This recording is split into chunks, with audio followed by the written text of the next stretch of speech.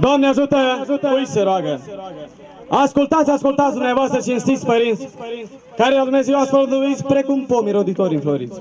Marele și puternic Dumnezeu, luni în ziua ce te făcut cerul și pământul, numai cuvântul.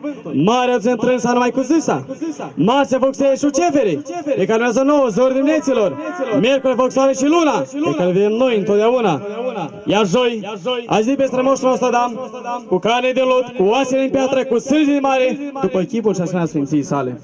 Dar văzând Dumnezeu că nu e prea netrăie omul singur pe pământ, i-a dat o soră Adam în jocul raiului, a luat coastă din coasta sa și carne în carnea sa și a zis pe strămoșul nostru Eva. Tot după chipul și asemenea Sfinții sale. Adam din somn s-a deșteptat, tare rău s-a înspăimântat și la Dumnezeu a strigat: ce e asta, Doamne? Nu te înspăimânta, Adame, că asta e coastă din coasta ta și carne în carnea ta și ție soție se va chema. Și i-a pus în rai în ziua din 1 mai și le-a spus: din toți pomii rai veți mânca, numai unul veți lăsa. Căci în acel pom când veți mânca, îndată veți dezbrăca și pe loc veți ușura. Dar pe un timp de 7 zile iese un șarpe în pădure, în picioare ca și mine. Șarpe cu chiliom s-a urcat în acel pom. A luat pome și a dat, Evei de-a mâncat.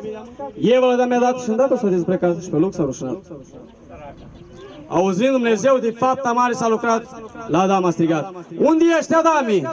Aici așa, Doamne. Vin încoace, Adame, nu poți să-mi, Doamne, să-mi gol ca vai de mine și mirșând de tine. Vai, Adame, ce-ai lucrat? Ori tu din pom n-ai gustat? Doamne, femeia care mi-a dat, e bine m-a înșelat. Dar tu, Eva, și-ai lucrat? Șarpele m-a îndemnat. Dar tu, șarpe, și-ai lucrat? Vrăjmașul m-a îndemnat și pe toți ne-a blestemat. Atunci Dumnezeu a spus vrăjmașului să meargă locul lui, iar tu, șarpe, să-i trăiești, cu pământ să trăiești, de oameni să ferești. Iar tu, Evo, de vrei să naști copii, slugă lui Dan să fii. Iar tu, Dane, vei munci și vei mânca pâine din sură ta. Veți munci cu o senelă și a ta din raia afară. Adam plângea, se tânguia și din gură căsea: raiule greu de dulce, eu din tine nu m-aș duce.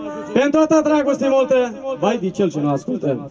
Și la Dumnezeu 2 copilași, pe Cain și Abel, care fiind frățiori, unul pe altul s-au omorât, iar Dumnezeu i-a judecat și în lumea ridicat ca să vadă lumea toată că au făcut moarte nedreaptă.